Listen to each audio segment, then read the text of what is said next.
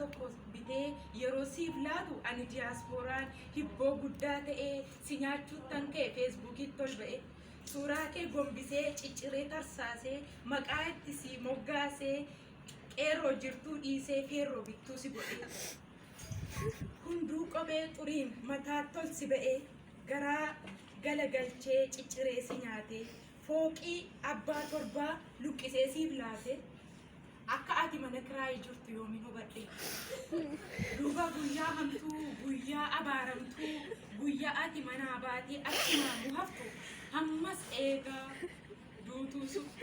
duuti suuraa si kaafattee bo'ee boosifadheen dabootti si waammadhe lafatu na hanqate biddan bobeesse oduudhaa keetii addunyaatti odeesse badhaasanarraa hin turre ofitti hin qaane buna koo fudhadheen ittuman gadi taa'e hiikuma si gaafachuuf fagoodha hin deebi'u waa'ee kee odeessuuf ani haamilee hin qabu cubbuu koo yaadadheen saalfachuuf kan ka'e maaliifan maqaa kee akka dubbadhe ani diyaaspooraan har'allee kan si gaafadha bakka jirtu leenca.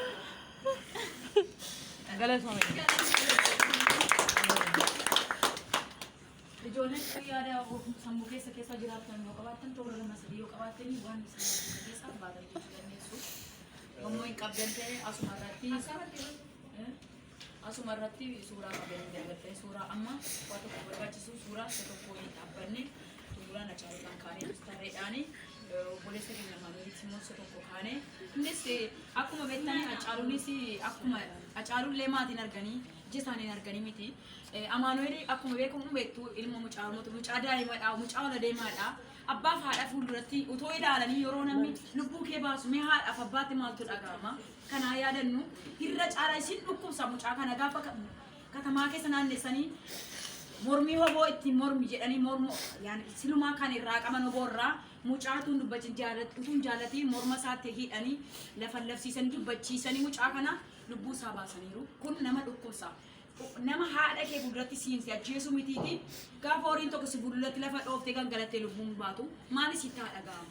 So isa kanaaf obboleessa keenya kanallee yaadachuun nu barbaachisa jedhee yaada.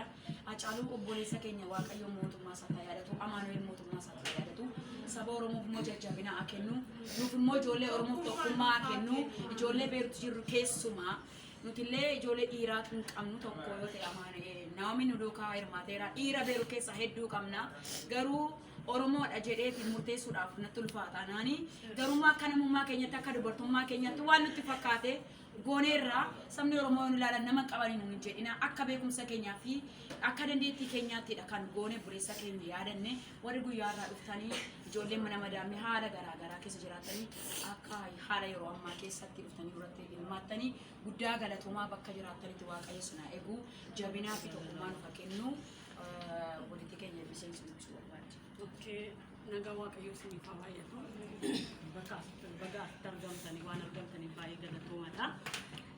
Tibba darbee ani manatti shaamaa ibsee tamte waan dubbadhu baay'ee biran darbu jedheeni akkamitti akkan ibse dubbachuu fi kan keessatti illee argamuu dhiisuu dandeechuu kan hin argamti bilisee jedhamti. Suuraa buustee na argitee jechuudha. Jira sagalichisi suuraan jira isinitti agarsiisuu hin danda'a.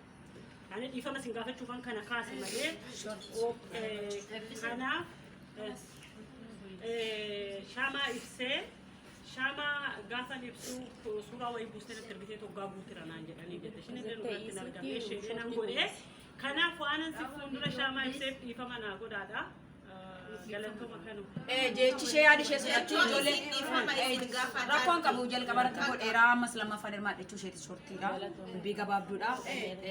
Gaariidha. Kanaafuu yoo of wajjiniirraa jabaatu.